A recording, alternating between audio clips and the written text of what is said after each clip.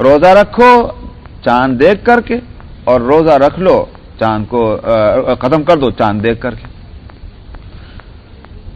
اب اس میں اگر یہ امکان ہو کہ بھئی دیکھنا جو ہے وہ کبھی حقیقی بھی ہوتا ہے اور کبھی مجازن ہوتا ہے، مجازن، جیسے مثال کے طور پر آپ کہیں کہ بھئی آپ نے دیکھا یہ صاحب کیا کہہ رہے ہیں، تو ظاہر ہے کہ وہ جو کہہ رہے ہیں وہ آپ نے آنکھوں سے دیکھا، کانوں سے سنا، کانوں سے سنیں گے، آنکھوں سے تو نہیں دیکھا جاتا الفاظ کو، لیکن یہ مجاز ہے، یہ دیکھنا مجازن بولا گیا، ورنہ یوں کہا جاتا کہ کیا آپ نے نہیں سنا انہوں نے کیا کہا، لیکن دیکھنے کا لفظ مجازن سننے کے معنی میں استعمال ہو رہا ہے۔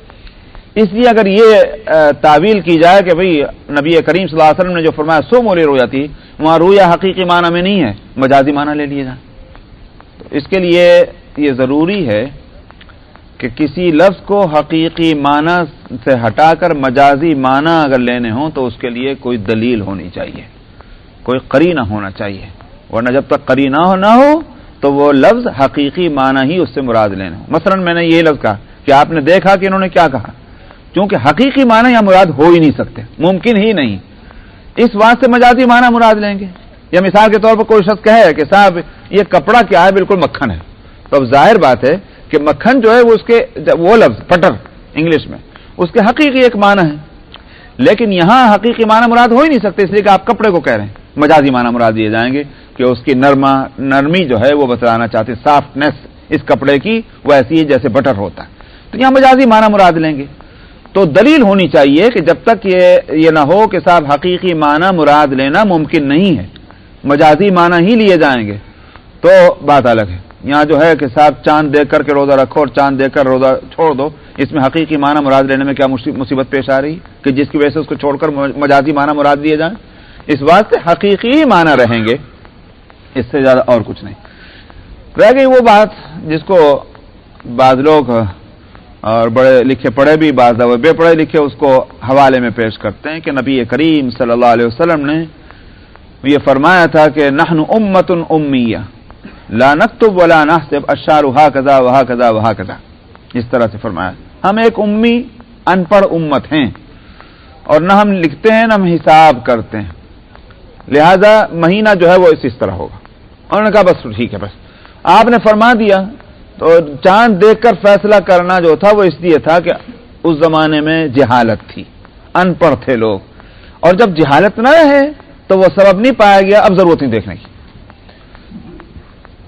ایک بات تو اس سلسلے میں یہ ہے کہ آپ نے یہ کب فرمایا تھا کہ جب یہ سبب ختم ہو جائے تو پھر جو تمہارا دل چاہے وہ کر لیجو، یہ تو نہیں فرمایا۔ مثال کے طور میں کہتا ہوں، نماز جو ہے وہ اپنے وقت کے تعین کے ساتھ ہے کہ نہیں؟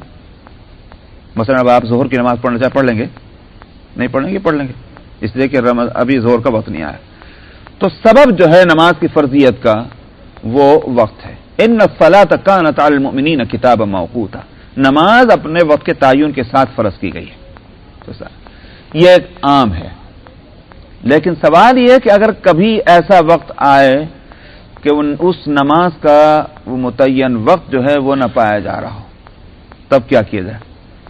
ایسا ہو سکتا ہے، جگہ ہو یا زمانہ ہو۔ صحابہ نے پوچھا، نبی کریم صلی اللہ علیہ وسلم نے فرمایا ایک موقع پر کہ دجال کا ذکر فرمایا، اور آپ نے فرمایا کہ جب دجال ظاہر ہوگا تو ایک دن جو ہے وہ ایک سال کے برابر ہوگا، اور ایک دن جو ہے وہ ایک مہینے کے برابر ہوگا، اور ایک دن ایک ہفتے کے برابر ہوگا، اور بقیہ دن عام دنوں کے برابر ہوگا۔ تو صحابہ نے عرض کیا یا رسول اللہ پھر ہم نماز کیسے پڑھیں گے؟ جب دن اتنا لمبا ہو جائے گا تو ہم نماز کس طرح پڑھیں گے؟ آپ نے فرمایا فقدروا لہ، اس وقت اندازہ کر لینا۔ دیکھیے یہاں ایک خاص حالت کے لیے آپ حکم دے رہے ہیں کہ نہیں دے رہے ہیں، اس کا مطلب یہ ہے کہ وہاں پھر یہ نہیں دیکھا جائے گا کہ سورج جو ہے وہ اس جگہ پہ پہنچ گیا کہ جہاں پر پہنچنے سے ظہر کی نماز فرض ہوتی، سورج اس جگہ پہنچ گیا کہ نہیں پہنچ گیا جہاں پہنچنے سے عصر کے وقت ہوتا ہے، یہ نہیں، بلکہ اب 24 گھنٹے کا ایک دن رات ہوتی ہے، لہذا 24 گھنٹوں پر 5 نمازوں کو تقسیم کر لیں گے۔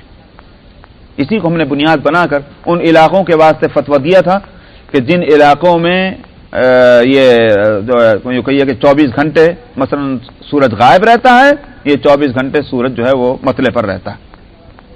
تو میں اسی بات کو دیکھنے کے لیے پچھلے سال میں نے الاسکا کے بالکل انتہائی شمال کا میں نے سفر بھی اسی لیے کیا تھا، دیکھوں جا کر کے وہاں کس طرح سے ہوتا ہے، الحمدللہ اس سے مجھے فائدہ ہوا۔ تو بہرحال یہ کہ آپ نے ایک خاص حالت کے واسطے حکم دے دیا۔ اگر یہاں بھی یہ صورت ہوتی کہ جہالت کی وجہ سے یہ مسئلہ ہے کہ چاند دیکھ کر فیصلہ ہوگا اور جہالت نہ رہے تو پھر کوئی دوسرا سسٹم رہے گا مہینے کے تعین کا، تو آپ اس کو فرما دیتے، آپ نے نہیں فرمایا۔ نمبر ایک تو یہ ہوا۔ نمبر دو جو ہے وہ یہ کہ لا نکتب ولا نحسب، کہ یہ معنی کہاں ہے کہ اس زمانے میں کوئی بھی لکھنے والا نہیں تھا، کوئی بھی حساب کرنے والا نہیں تھا۔ اگر کوئی بھی لکھنے والا نہ ہوتا، کوئی بھی حساب نہ کرنے والا ہوتا تو بزنس بیوپار چلتا کیسے میاں؟ آخر لکھ پتی کروڑ پتی لوگ اس زمانے میں، اور بزنس انٹرنیشنل بزنس ہو رہے تھے، وہ آخر بزنس کسی حساب و کتاب پہ تو ہوتے ہوں گے، یہ کہاں سے نکلا؟ اسی طرح لکھنے کا مسئلہ ہے، تو یہ تو نہیں کہ لکھنے والا کوئی نہیں تھا۔ اگر لکھنے والا کوئی نہیں تھا تو قرآن کے لکھنے والے کون تھے پھر؟ کاتبان وحی تھے کہ نہیں تھے؟ آپ کے مراسلات لکھنے والے تھے کہ نہیں تھے؟ خطوط جو آپ کے جایا کرتے تھے، تو یہ تو نہیں تھا کوئی بھی لکھنے والا نہیں۔ مراد یہ تھی کہ اکثریت اور میجارٹی امت کی جو ہے وہ ان پڑھ لوگوں کی ہے، سو وہ آج بھی ہے۔ اس زمانے میں اگر کہا جائے کہ بھئی 2% لوگ پڑھے لکھے ہوتے تھے یا کم ہوتے تھے، آج زیادہ آپ کہیں گے 10% لوگ پڑھے لکھے ہیں یا 50% لوگ پڑھے لکھے ہیں، لیکن یہ تو نہیں کہنے کہ 100% لوگ جو ہیں وہ آج پڑھے لکھے ہو گئے، یہ تو نہیں، آج بھی نہیں کہا جائے گا۔ ساری دنیا کے لحاظ سے دیکھا جائے، کسی ایک ملک کسی ایک شہر کے لحاظ سے نہیں، لیکن ساری دنیا کے لحاظ سے تو آج بھی اکثریت اور میجارٹی جو ہے وہ ان پڑھ لوگوں کی، تو اگر اسی کو سبب مانتے ہیں تو آج بھی وہ سبب موجود ہے۔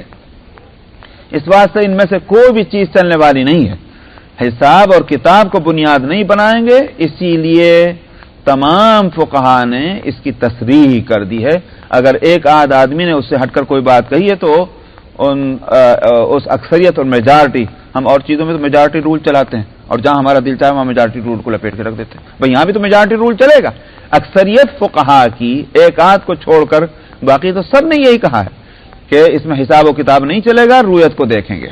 تو فل یہاں جو لفظ ہے وہ امن شہیدہ، یہ بہت اہم لفظ ہے قرآن کا، تو جس نے مشاہدہ کیا مہینے کا اس کو روزہ رکھنا ہوگا۔ ومن شہید فمن شہید منکم الشہر فلیصم۔ میں نے کہا کہ اس سے وہ حکم منسوخ ہوا ہے فدیے والا۔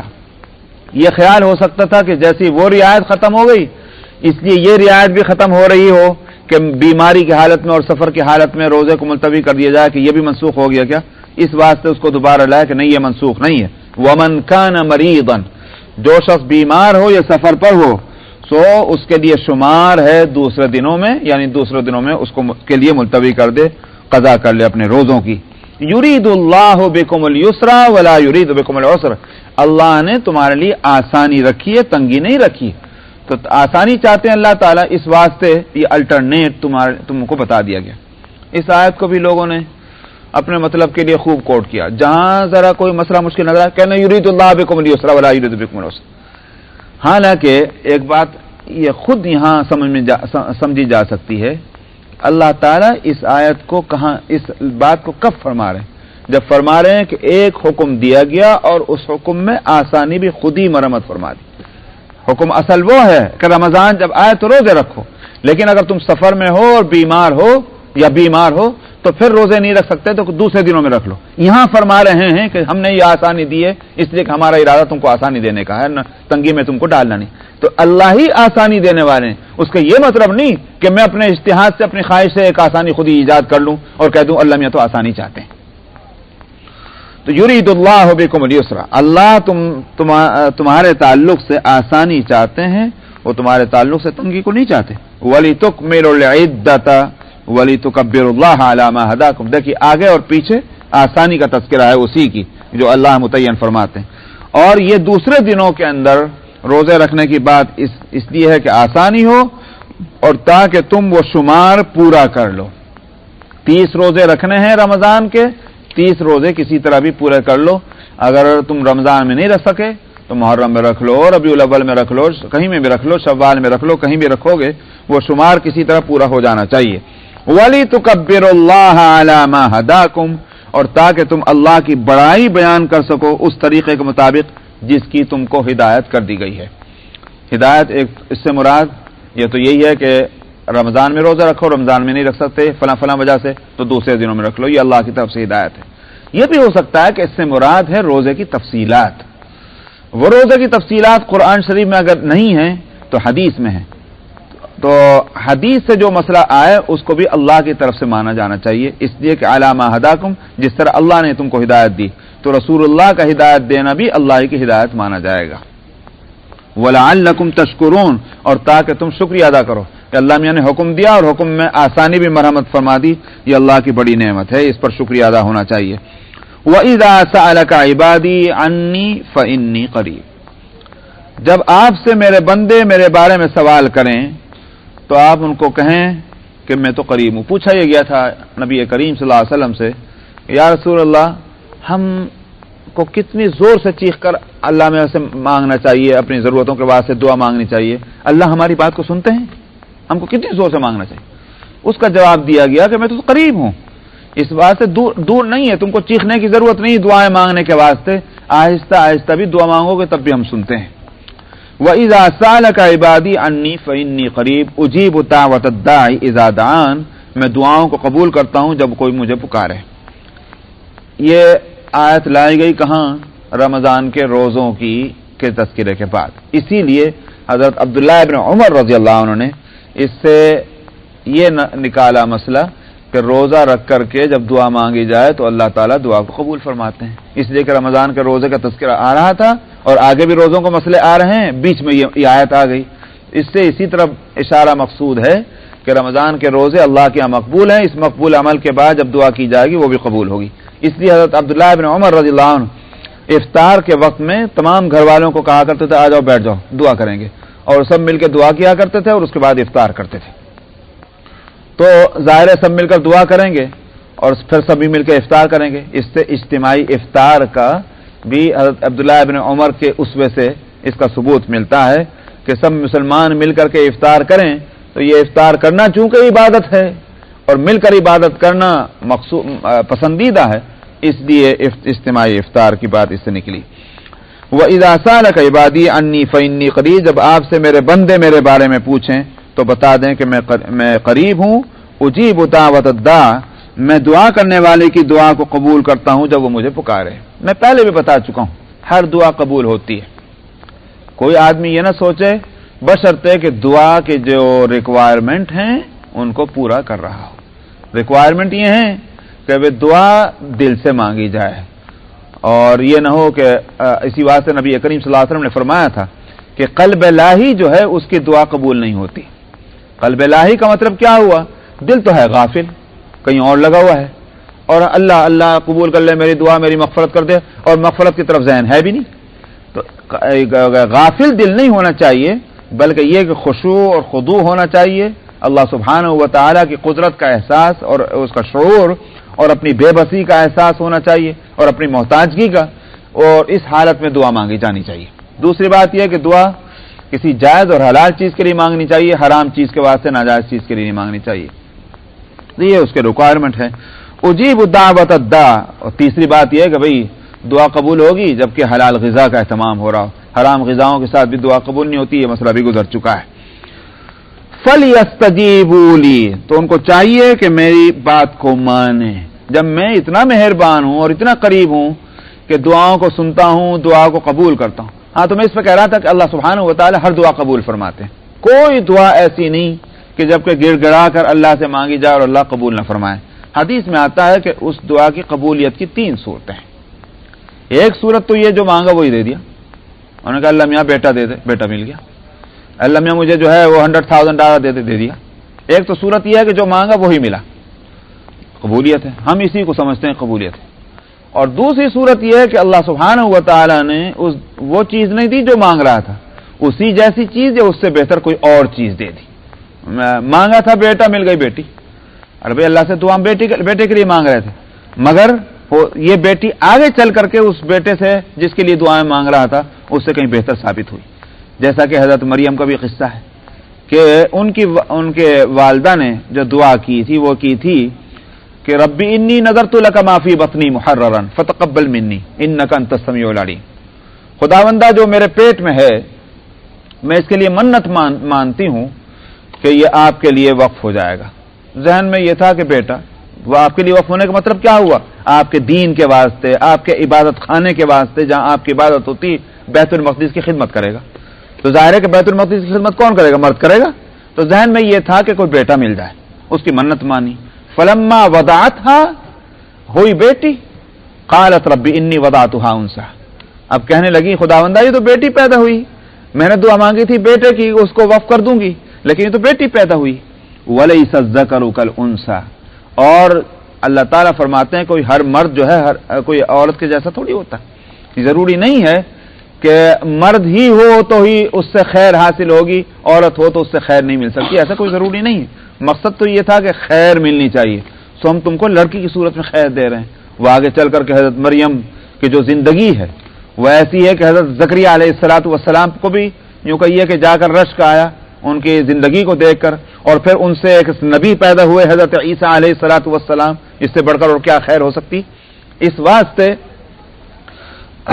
دعا جو مانگی جائے، اگر اللہ سبحانہ و تعالیٰ کے حکمت اور مصلحت یہ ہے کہ جو چیز مانگ رہا وہ نہ دی جائے تو دعا پھر بھی قبول فرماتے ہیں، اسی جیسی کوئی اور چیز دے دیتے ہیں یا اس سے بڑھ کر کوئی چیز دیتے ہیں. تیسری صورت یہ ہوتی ہے دعا کی قبولیت کی کہ اللہ تعالیٰ دنیا میں کچھ نہیں دیتے، دعا قبول کر کے اور آخرت میں اس کو نعمتیں عطا فرماتے ہیں. اور وہ آخرت کی نعمتیں وہاں اتنی قیمتی ہوں گی کہ حدیث میں آتا ہے کہ جو دعائیں دنیا میں اس کی قبولیت نہیں ظاہر ہوئی اور آخرت میں جب ان کا بدلہ ملے گا تو وہ رش کر کے یوں کہے گا کہ کاش میری ایک دعا بھی دنیا میں قبول نہ ہوتی، چاہے میں مصیبتوں میں اتنا مبتلا ہوتا کہ میرے بدن کو قینچیوں سے کاٹ کے ڈال دیا جاتا، لیکن میری ساری دعا محفوظ ہو جاتی اور یہیں ان کا بدلہ ملتا.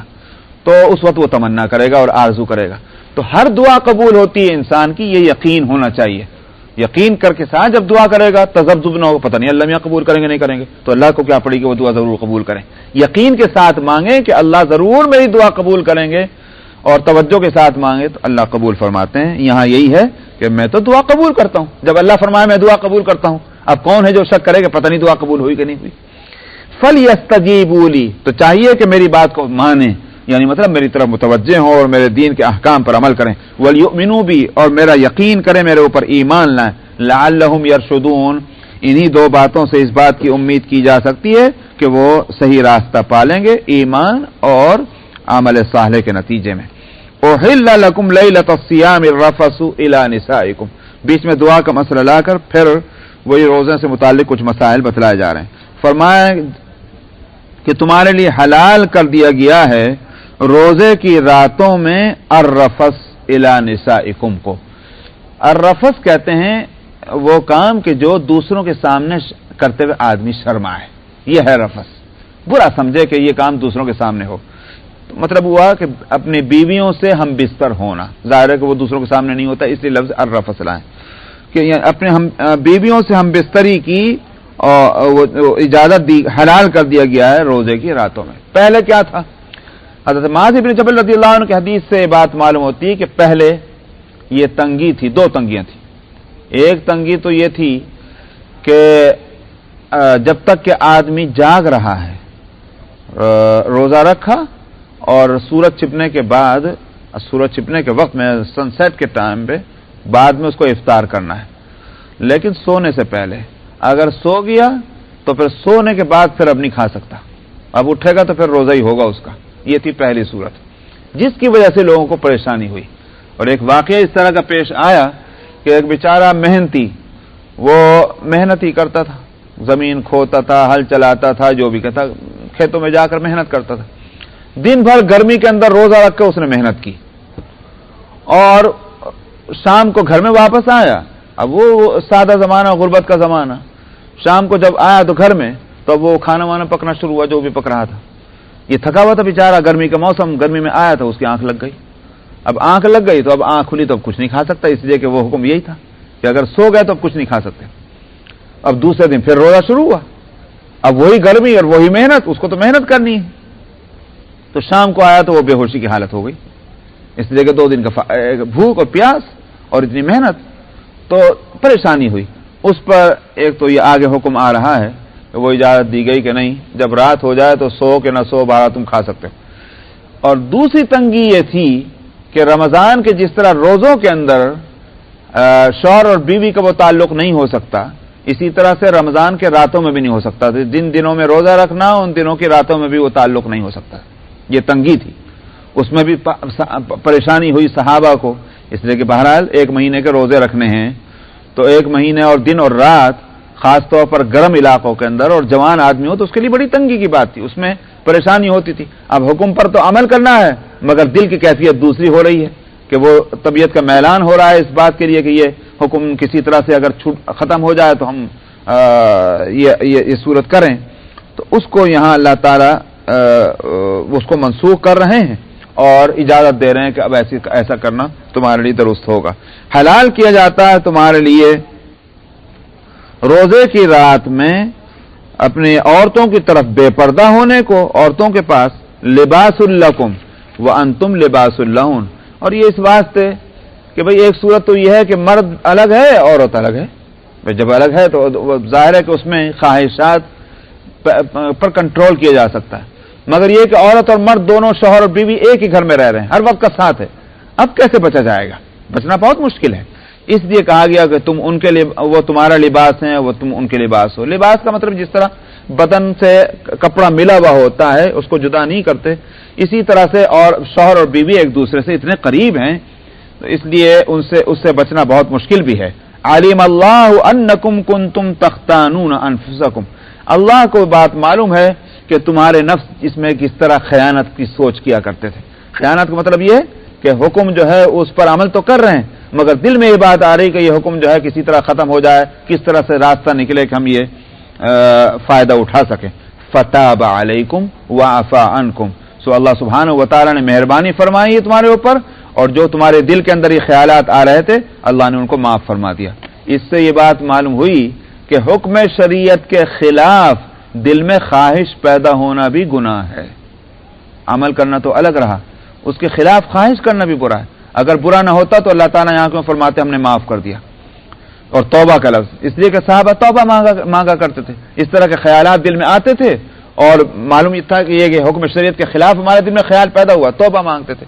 اس لیے اس سے یہ ادب سامنے آیا کہ جب گناہ کا اور خلاف شریعت کسی کام کا دل میں خیال اور خواہش پیدا ہو تو اس کو جھٹک دینا چاہیے اور اللہ سے توبہ مانگنی چاہیے, تو اللہ تعالیٰ اس کو معاف فرما دیں گے. فالآن باشروہن, سو اب تم ان سے مباشرت کر سکتے ہو, ہم بستری کر سکتے ہو. وابتغوا ما كتب اللہ لکم, اور تم وہ چیز چاہ سکتے ہو اس ذریعے سے جو اللہ نے تمہارے لیے مقدر فرما دی. کیا چیز چاہ سکتے ہو؟ اولاد. معلوم ہوا کہ اس شوہر اور بیوی کا اس تعلق کا جو اصل مقصود ہے وہ ہے اولاد کا ملنا. اس سے یہ نقطہ بھی سامنے آیا کہ اولاد کا نہ چاہنا شریعت کو مقصود نہیں ہے, مطلوب نہیں ہے, بلکہ اولاد کا چاہنا ہی مطلوب ہے. تو اس لیے کسی عذر شرعی کے بغیر, جس عذر شرعی کو فقہا نے بتلا دیا ہے کہ مثلا بیوی جو ہے وہ اتنی بیمار ہے کہ ڈاکٹروں نے کہہ دیا کہ اگر یہ پریگننٹ ہوئی تو اس کے لیے بڑا خطرناک ہو جائے گا, فقہا کہتے ہیں ٹھیک اب اس صورت کے اندر برتھ کنٹرول ہو سکتا ہے. یا اسی طرح سے شوہر جو ہے وہ کہیں دور ایسے ملکوں میں جا رہا کہ جہاں کئی سال میں واپس آنا ہوگا, بچہ ہوا تو اس کی دیکھ ریکھ کون کرے گا, پریگننسی کے زمانے میں کون دیکھ ریکھ کرے گا, اس کی ضرورتیں کون پورا کرے گا. اگر اس طرح کی صورت ہو کہ یہ سب پریشانیاں کھڑی ہو سکتی ہیں تو اب اس صورت میں فقہا کہتے ہیں کہ ٹھیک ہے برتھ کنٹرول ہو سکتا ہے عارضی طور پر. تو ورنہ اگر یہ ساری عذر نہ ہو تو میں جس لیے کہ صاحب 4 بچے ہو جائیں گے تو کھلائے گا کون؟ عربی جو تم کو کھلا رہا ہے وہ ان کو بھی کھلائے گا. اس واسطے اس عذر کو عذر نہیں مانا گیا کہ تنگی جو ہے ایک اقتصادی پریشانی اس کو سبب فقہا نہیں مانتے, اس لیے کہ رازق تو اللہ سبحانہ و تعالی ہے. وابتغوا ما كتب اللہ لکم, اور اس بات کو چاہو کہ جو اللہ نے تمہارے لیے مقدر کر دیا ہے. وَكُلُوا وَاشْرَبُوا حَتَّى يَتَبَيَّنَ لَكُمُ الْخَيْطُ الْأَبْيَضُ مِنَ الْخَيْطِ الْأَسْوَدِ مِنَ الْفَجْرِ ثُمَّ أَتِمُّوا الصِّيَامَ إِلَى اللَّيْلِ. میں نے کہا تھا پہلے کھانے اور پینے کی پابندی تھی سو جانے کے بعد, اب کہا جا رہا ہے اور کھاؤ اور پیو یہاں تک کہ سفید دھاگا کالے دھاگے سے فجر کے ممتاز ہو جائے, جدا ہو جائے. دیکھیے وہ میں نے گزشتہ ہفتے نہیں میاں, وہ جو گزشتہ ہماری تقریر ہوئی تھی اور آج بھی ہے فقہ کے مسئلے پر, ڈاکٹر صاحب آج ہے کہ نہیں؟ آج ہے. اچھا, تو اس میں نے بتایا تھا محاورات کی بات. یہ محاورہ ہے, یہاں اصل معنی جو ڈکشنری کے ہیں وہ مراد نہیں ہے. میں نے ترجمہ کیا ہے اور ترجمہ یہی ہوگا بھی یہاں تک کہ سفید دھاگا، الخیط دھاگا اور الابیض سفید، تو سفید دھاگا جدا ہو جائے، ممتاز ہو جائے کالے دھاگے سے فجر کے، یہ لفظی ترجمہ ہے۔ اس لفظی ترجمے کو ذہن میں رکھ کر کے اس وقت کے ایک صحابی عدی ابن حاتم رضی اللہ عنہ، عرب تھے وہ بھی، انہوں نے اس کے لفظی ترجمہ کو ذہن میں رکھا اور انہوں نے کہا کہ یہی مراد ہے۔ تو اس سے یہ مسئلہ تو سامنے آ گیا کہ اگر سو جائیں تو سو کر کے اٹھ کر کے کھا سکتے ہیں اور کھانا چاہیے، یہ اجازت تو مل گئی، یہ تو سب نے سمجھ لیا۔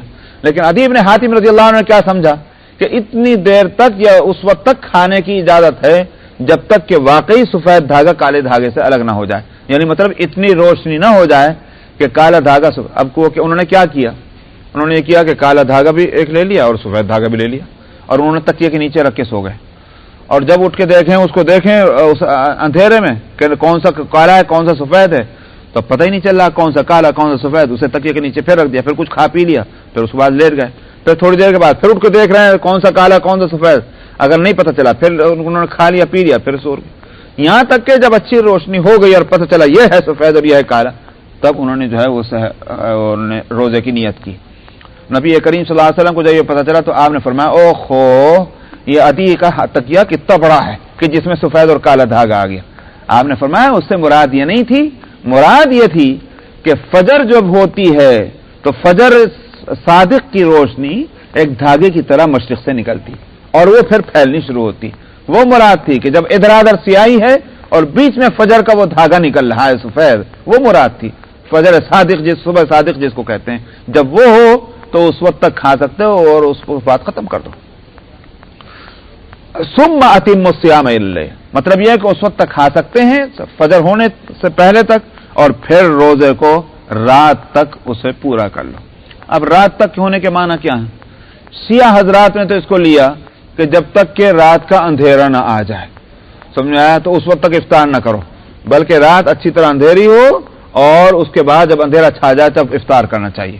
انہوں نے تو اللیل کے معنی یہ لے لیے کیونکہ رات کہتے ہیں اندھیرے کو، اور باقی اہل سنت والجماعت اس کو کہہ رہے ہیں کہ اس سے مراد ہے سن سیٹ، کیونکہ دن جو ہے وہ سن سیٹ تک ہے، وہاں اگر دن ختم ہو جاتا ہے، اور سن سیٹ کے بعد جو ہے جب دن نہیں رہا تو پھر رات شروع ہو گئی، اس کے لیے اندھیرا ہونا ضروری نہیں، یہ تمام اہل سنت والجماعت کا اس پر اتفاق ہے۔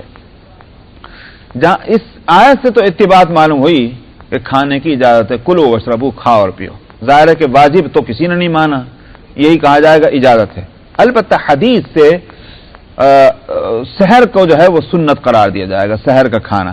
نبی کریم صلی اللہ علیہ وسلم نے فرمایا یہ امت اس وقت تک خیر پر رہے گی جب تک کہ یہ سحر کرتی رہے اور ان کا افطار جو ہے وہ جلدی ہو، افطار میں اجرت ہونی چاہیے، یہ نبی کریم صلی اللہ علیہ وسلم نے فرمایا۔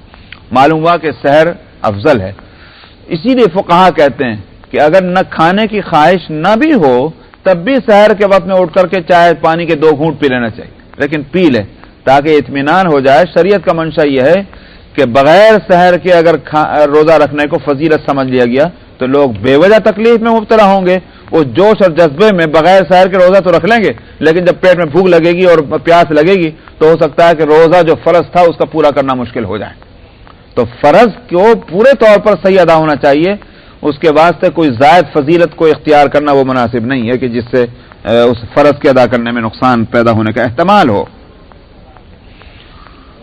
پھر روزے کو رات تک پورا کر لو۔ وَلَا تُبَاشِرُوهُنَّ وَأَنْتُمْ عَاكِفُونَ فِي الْمَسَاجِدِ، رمضان کی اور روزے کی راتوں میں شوہر اور بیوی کے ایک دوسرے سے ملنے کی اجازت دی گئی، فرمایا یہ اجازت ہے مگر ایک حالت ایسی ہے کہ اس میں وہ اجازت پھر بھی نہیں ہوگی، اور وہ کون سی حالت ہے؟ جبکہ مسجدوں میں اعتکاف کر رہے ہوں، تو مسجدوں میں اعتکاف کی حالت میں وہاں مباشرت نہیں ہوگی۔ مسجدوں میں اعتکاف، یہ مسجدیں 2 طرح کی، ایک تو مسجد وہی ہے کہ جو تمام مردوں کے واسطے جماعت کے لیے بنایا گیا جس میں نماز ہوتی ہے، لیکن عورتوں کے واسطے یہ کہ تم بھی جا کے اعتکاف کرو، اعتکاف کا مسئلہ تو عورتوں کے واسطے بھی رہے گا، یہ تو نہیں ہے کہ صرف مردوں کے واسطے، تو عورتیں کہاں اعتکاف کریں گی؟ عورتوں کے واسطے جو صحابیات کا عمل معلوم ہوتا ہے اور فقہا بھی اس کو لیتے ہیں، اور وہ یہ کہ وہ جو ان کی خانگی مسجد ہوگی، گھر کے اندر کی جو نماز کے لیے جگہ متعین کر لی جاتی ہے گھروں کے اندر، وہی ان کے واسطے مسجد ہے، लिहाजा वो उतने हिस्से को अपने वास्ते एतकाफ के लिए खास कर लें। 10 दिन का एतकाफ है या और नफली एतकाफ करना हो जितने दिन का, वो उस जगह में अपने आप को मुक़य्यद कर लें तो वो उनके वास्ते मस्जिद है, वहां एतकाफ होगा। तो फरमाया कि मस्जिद के अंदर एतकाफ की हालत में मुबाशरत नहीं करोगे। वला तिलका हुदूदुल्लाह फला तक़रबूहा, ये अल्लाह के हुदूद हैं, इनके करीब भी मत फटकना। यानी मतलब यह है कि ये बाउंड्री है, इस हुक्म की खिलाफ वर्जी करने की कोशिश न होने पाए। कज़ालिका युबय्यिनुल्लाहु आयातिही लिन्नासि लअल्लहुम यत्तक़ून, इसी तरह अल्लाह अपनी आयतों को लोगों के वास्ते खोल खोल कर बयान करते हैं जिससे कि उम्मीद की जा सकती है कि ये तकवा इख्तियार करेंगे। तकवे का लफ्ज यहाँ इस वास्ते आया कि अमल जाहिर से तो होता है मगर दिल में जो है वो और कुछ कैफियत हैं जो उस हुक्म के खिलाफ हैं, वो जाहिर है कि वो तकवे के खिलाफ होगा। इस वास्ते दिल और जान से इन अहकाम पर अमल होना चाहिए। खाली ये नहीं है कि हाथ और पांव से तो अमल है मगर दिल जो है उसमें गुदगुदाहट हो रही है उसके खिलाफ, वो तकवे के खिलाफ होगा। बस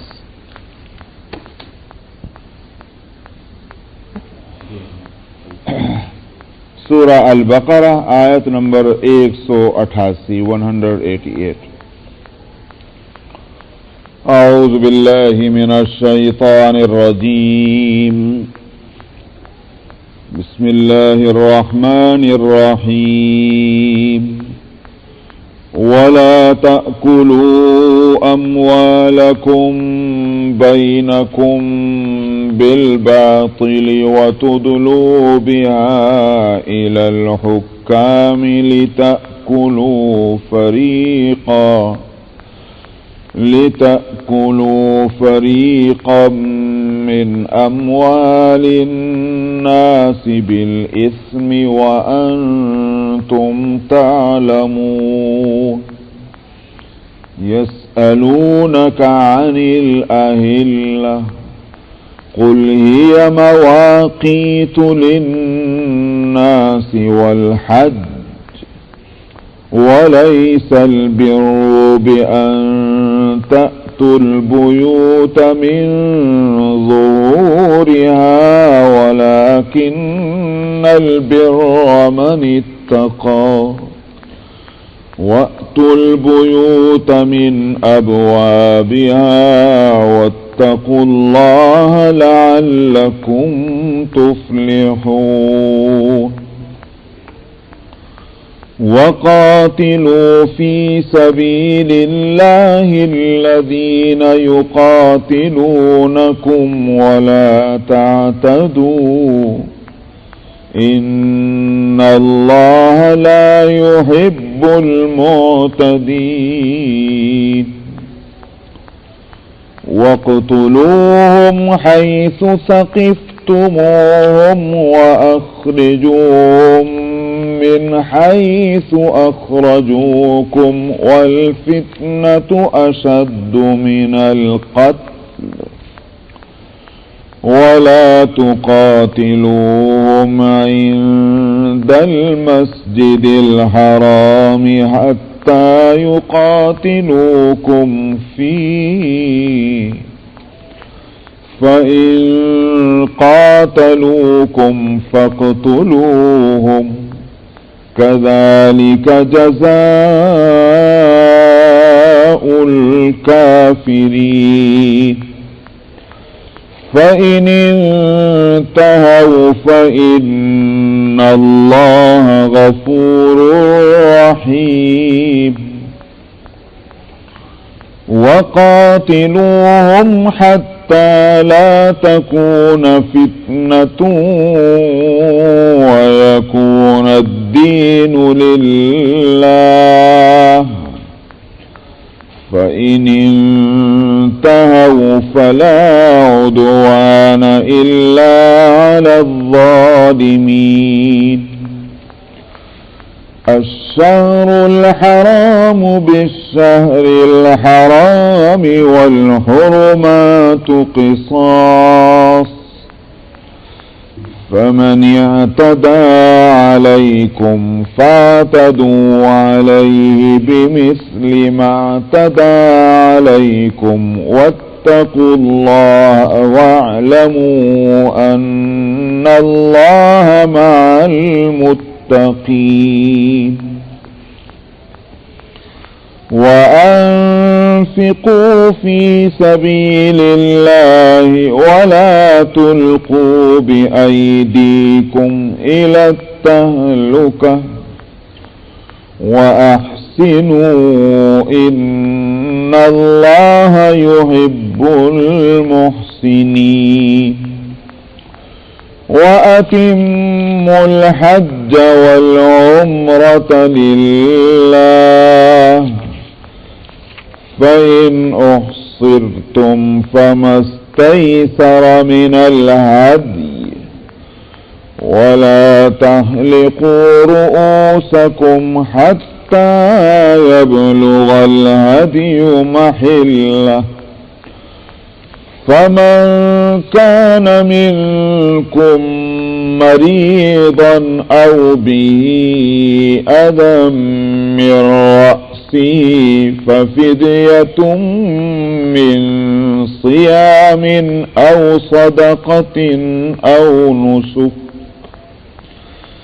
فإذا أمنتم فمن تمتع بالعمرة إلى الحج فما استيسر من الهدي فمن لم يجد فصيام 3 أيام في الحج و7 إذا رجعتم تلك 10 كاملة ذلك لمن لم يكن أهله حاضر المسجد الحرام واتقوا الله واعلموا أن الله شديد العقاب صدق الله العظيم.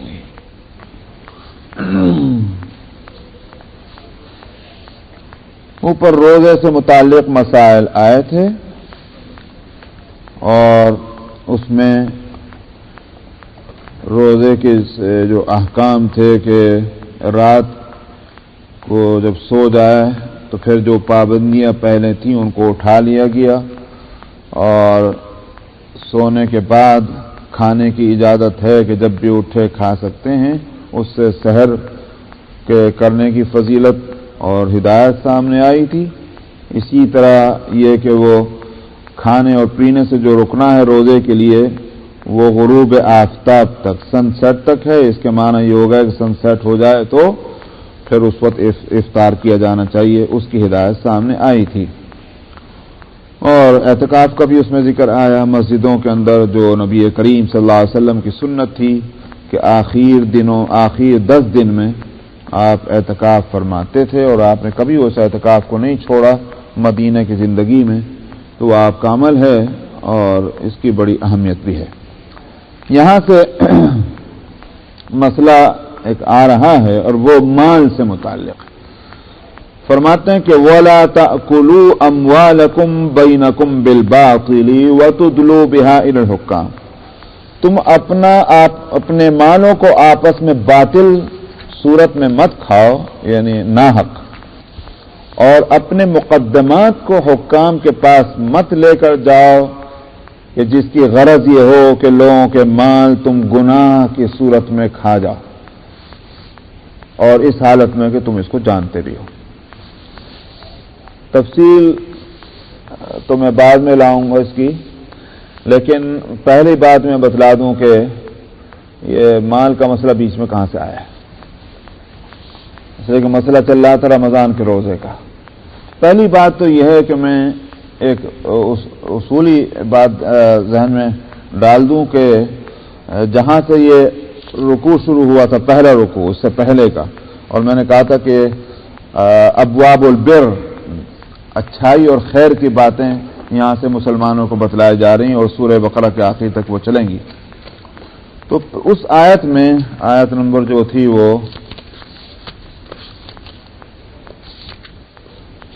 177 میں، تو 177 سے یہ مسائل شروع ہو رہے ہیں.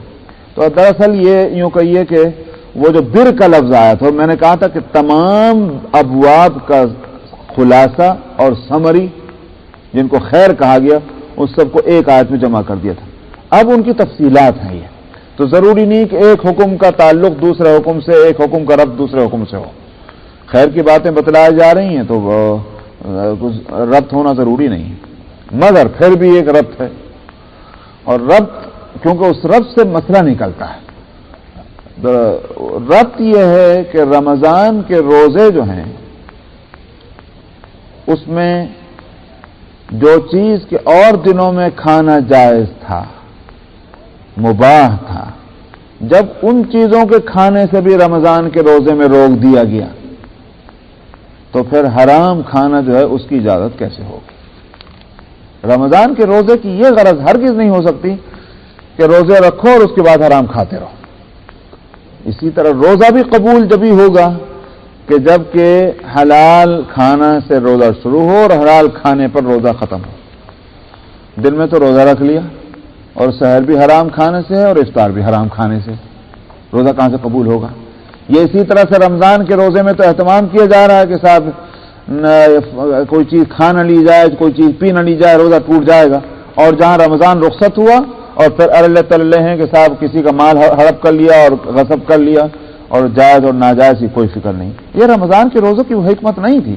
حکمت یہ تھی کہ جب ہم جائز کھانے پر ایک مہینہ پابندی لگوا رہے ہیں تو اس سے انسان کے اندر یہ ملکہ اور یہ خوبی پیدا ہونی چاہیے کہ وہ کھانے میں اس کے طبیعت میں احتیاط ہو کہ کیا کھانا اور کیا نہیں کھانا. ارلے تللے نہیں ہونا، ہر چیز جو ہے ہڑپ کر جائے، وہ مزاج نہیں بننا چاہیے. رمضان کے روزوں کی حکمت تو یہ ہے ہی نہیں. یہ ہے وہ مناسبت اور ربط رمضان کے روزوں سے مال کے مسئلے کا. تو فرماتے ہیں کہ وَلَا تَأْكُلُوا أَمْوَالَكُمْ بَيْنَكُمْ بِالْبَاطِلِ، اپنے مالوں کو تم باطل طریقے پر مت کھاؤ. اب باطل طریقہ کیا ہے؟ دنیا میں کوئی قانون کسی ملک کا ایسا نہیں، بلکہ جن ملکوں کو یہ کہا جائے کہ وہاں لا قانونیت ہے، وہاں بھی کم سے کم یہ سینس پایا جاتا ہے. اس سینس کے نتیجے میں یہ بات ہے کہ صاحب یہ غلط طریقہ ہے اور یہ اچھا طریقہ ہے. سمجھ میں آیا؟ یہ لیگل ہے، یہ انلیگل ہے، یہ ہے ضرور ہر جگہ. مگر جتنے قوانین بنے ہوئے ہیں وہ انسانوں کے بنائے ہوئے ہیں. انسان نے اپنی سمجھ بوجھ سے جس چیز کو اچھا سمجھا اس کو قانونی شکل دے دی، جس کو غلط سمجھا اس کو غیر قانونی قرار دے دیا. لیکن انسان کی معلومات جو ہے وہ ظاہر ہے کہ وہ تجربے کے تابع ہے. ایکسپیرینس اور تجربہ جو ہے وہ بتلاتا ہے اس کو کیا صحیح اور کیا غلط ہے. اور تجربات انسان کے وہ کبھی بھی جو ہے وہ وسیع نہیں ہو سکتے، وہ لمیٹڈ اور محدود ہی رہیں گے. لہذا تجربے کی بنیاد پر جو فیصلے ہیں وہ فیصلے بھی تمام اجزاء اور تفصیلات کو سمیٹ لیں نہیں ہو سکتا، وہ بھی محدود ہوں گے. قانون وہی اپنے تفصیلات کے لحاظ سے جامع ہوگا کہ جو اس ذات کا بنایا ہوا ہے، کہ جو ذات انسان اور اس کی ضرورت کا خالق ہے.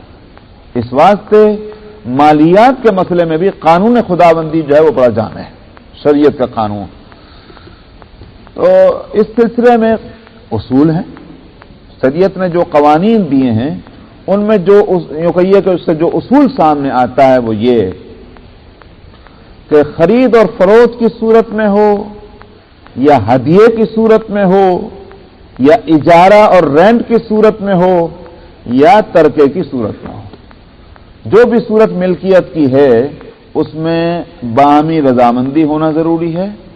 اور وہ باہمی رضامندی کے معنی یہ ہے کہ کچھ لالچ دے کر کچھ دباؤ ڈال کر نہیں اس سے منظوری حاصل کی جائے، بلکہ دل کی خوشی سے ہونی چاہیے. ایک اصول تو یہ سامنے آتا ہے، لا تأکلوا اموالکم بینکم بالباطل الا ان تکون تجارتا عن تراض منکم، رضا ہونی چاہیے. اسی بات سے کوئی یہ بیگ ہے میرا مثلا بریف کیس اور کسی کو پسند آیا وہ خریدنا چاہتا، کہنے صاحب میں یہ تمہیں خریدوں، تو میں کہوں گا بھائی میری ضرورت ہے. نہیں صاحب آپ جتنے کے علاوہ آپ کو دینا پڑے گا، مجھے بہت پسند. اب مجبور کرنا یہ تراضی کے خلاف ہے، غلط ہوگا اس طرح سے. تو مجبور کر کے کوئی ہدیہ لینا، مجبور کر کے کوئی رینٹ پر کوئی چیز لینا یا مزدوری حاصل کرنا یا مجبور کر کے کسی چیز کے خرید اور فروخت کرنا، یہ ساری کی ساری چیزیں جو ہیں یہ باطل ہو جائیں گی. اسی میں اب رشوت ہے. رشوت کیا ہے؟ ہم صاحب ہدیہ ہے، وہ ہدیہ نہیں ہو سکتی. اس واسطے کہ ہدیہ تو دل کی خوشی اور رضامندی سے ہے، وہ اس میں یہ ہو ہی نہیں سکتا کہ صاحب اتنا دو گے تو ہم آپ کا کام کر دیں. انہوں صاحب یہ آپ کے لیے ہدیہ، یہ ہدیہ نہیں ہوا، یہ مجبوری ہے. اور مجبوری جس چیز کے لینے کا حق نہیں تھا، اس کی ڈیوٹی کے اندر وہ چیز نہیں آتی، یا وہ کسی چیز کی وہ اجرت نہیں ہوتی، اور مجبور کر کے وہ لے رہا ہے، تو ظاہر ہے کہ اس کا نام رشوت ہوگا، وہ ہدیہ نہیں ہو سکتا، اور وہ باطل ہے. تو اصول یہ ہوا. دوسرا اصول یہ ہے کہ جب دو معاملے ہو رہے ہیں اس میں کسی کا نقصان نہ ہو، کہ ایک فریق کا نقصان ہے، ایک فریق کا نفع ہے. مثال کے طور پر لاٹری ہے،